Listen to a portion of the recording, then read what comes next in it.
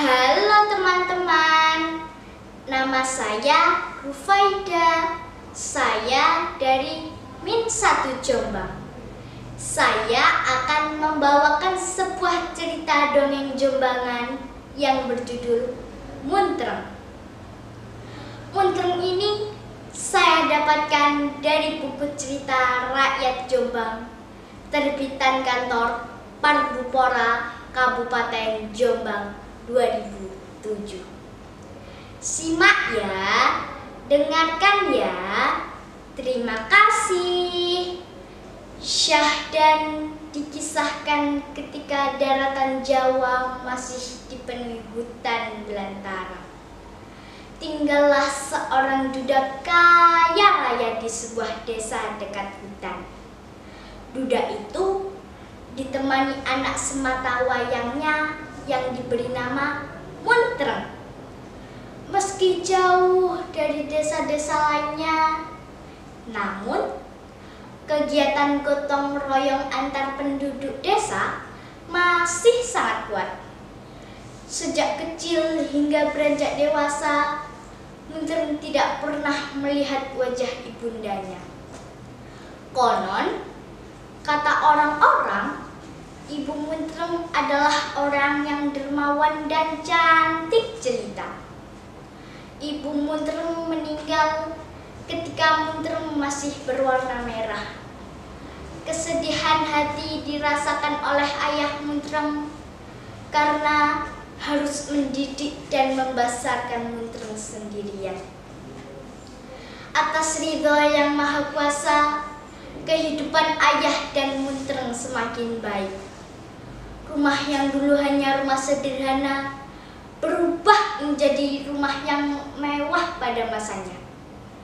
Dan yang lebih menakjubkan, ayah Muntreng tidak pernah melewatkan sedekah kepada para tetangga yang membutuhkan. Hingga pada suatu hari, "Dok, iya Pak, Bapak sedih karena Sen tidak pulang untuk mengurusi dagangan." "Ya ndak apa-apa toh Pak, wong itu juga untuk kepentingan Muntreng." "Bapak mau carikan ibu buat kamu, Dok." "Kalau itu sudah keputusan Bapak dan baik untuk Muntreng, Muntreng setuju saja." Tak berapa lama, Muntreng mendapatkan pengganti almarhumah ibunya. Kehidupan keluarga Muntreng berangsur normal semenjak kehadiran ibu barunya.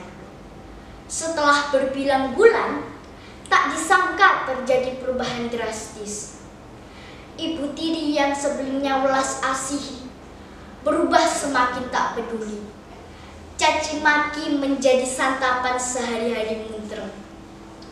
Setiap hari, Muntreng harus mengerjakan pekerjaan rumahnya. Setelah selesai, Muntreng mendapatkan makan sepiring kecil, nasi putih, dan lauk ala kadarnya. Muntreng hanya bisa menerima nasib. Sebagai tempat pengaduan lara, Muntreng sering ke makam ibunya. Di makam ibunya, ia serasa memiliki ketenangan jiwa dan semangat dalam mengarungi hidup. "Muntreng! Muntreng!" "Iya, Mbok." Muntreng menunduk, ia tidak berani menatap simboknya. "Kamu tahu simbok kemarin dapat hantaran sayur ular dari bibi Tani?" Ibu tiri Muntreng tidak tahu. Sebenarnya sayur itu adalah sayur belut, karena bentuknya seperti ular. "Tugasmu sekarang, carikan buah ular besar, panjangnya segeluku jambe, mata sekenang, kepala sebesar gong. Jangan pulang sebelum kamu mendapatkannya." Berkata begitu, simbok membekali pisau tumpul kepada Muntreng. Muntreng menerima sambil berkaca-kaca, tak kuasa menolak keinginan ibu tirinya. "Aku budal, Mbok." "Ya sudah, cepat sana." Untuk menghibur diri, Muntreng bersenandung. "Muntreng, Muntreng, Muntreng, sayur ular, sayur ular." Panjangnya sekluku jambe, mata sekenang kepala segong, kesenangan bok uwalon.